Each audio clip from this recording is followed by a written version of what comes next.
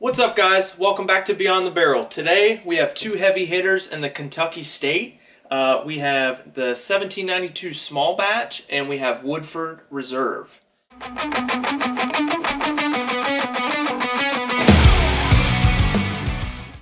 I actually did a little bit of deeper research on these so I can kind of give you some good details on each one. I'll start with Woodford Reserve. The distillery is actually located in Woodford County, Kentucky. The distillery was actually built in 1812, so it's been around for a really long time. I don't know if you all saw my other video. If you didn't, go check it out. But just like the black draft stuff, all of their ingredients are locally grown and put into their bottles.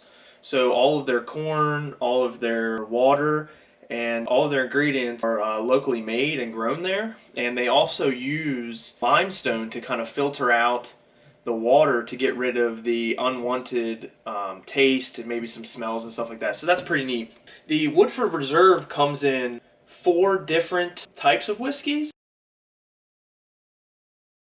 So, for instance, this one is the Distiller Select. They also have a double oak and a rye and a malt whiskey. Woodford Reserve will age their whiskeys for 7 years before they bottle them and ship them out. So they really sit in those barrels for a long time. Moving over to the 1792, it actually went through 3 name changes over the years, which is kind of interesting. It started with Ridgewood Reserve, and then it moved to Ridgemont Reserve, and then now it's 1792.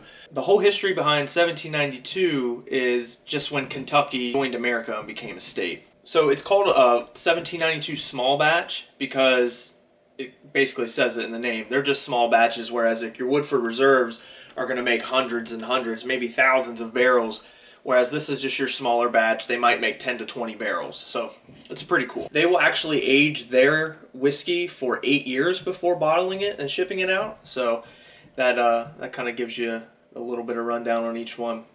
So we'll go ahead and pour these out, kind of see what we got here. Let's see.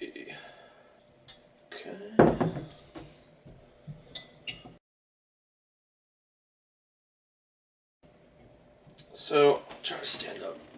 You can see that nice little amber color. That's pretty standard in these types of whiskeys that have like that oaky flavor. So on the nose, you kind of get, let's take a spin here. Spin? I don't even know what that means. So on the nose, you kind of get kind of like a dried fruit aroma. Maybe like some orange citrus. So that's pretty interesting with hints of like mint almost. Yeah, super sweet smelling.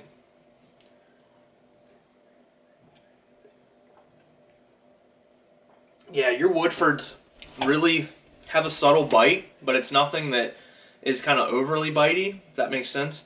You definitely get a really nice oak feel to it, and it's super smooth at the end, but you can kind of taste a little bit of ethanol, but it's nothing too crazy. So we'll move over to the small batch here. Pour this one out.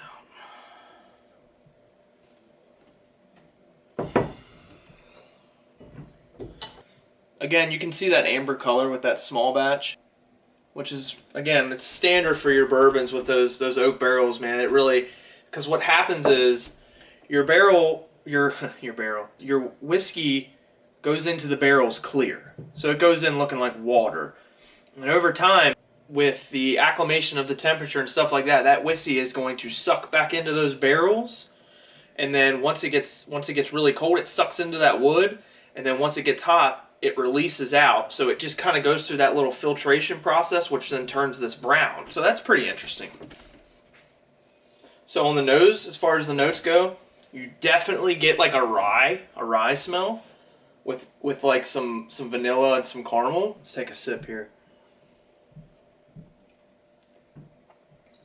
Yeah, very much so.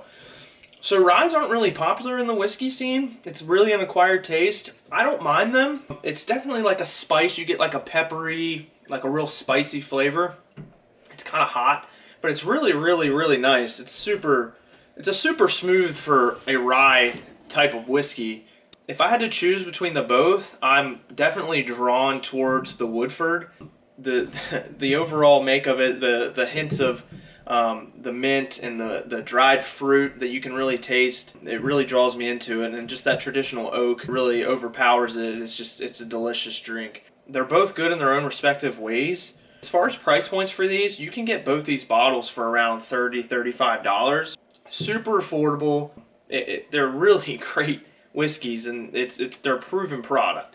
Woodford Reserve, even if you know a little bit about whiskey, you've seen them, you've heard about them, they're a great product. 1792, you may not have really heard much about it, but if you do your research, you will see that they're also a proven product. So yeah, guys, that's what I have for you today. Once again, I'm not the best at this. I know that. I'm working towards being better. That's why I have this brand new camera, which I should have a vlog up either before Wednesday or after Wednesday. This will not go up until Wednesday, so if you're watching this, it's Wednesday. But I'm going to have an unboxing of my new camera, so that should be pretty neat. I have a lot of things coming up that I would like to do. Any type of certain whiskeys that you want me to test and review, I'd be more than happy to do that. Just drop a comment in the bottom there, and yeah, guys, I will catch you all in the next one. Thanks a lot.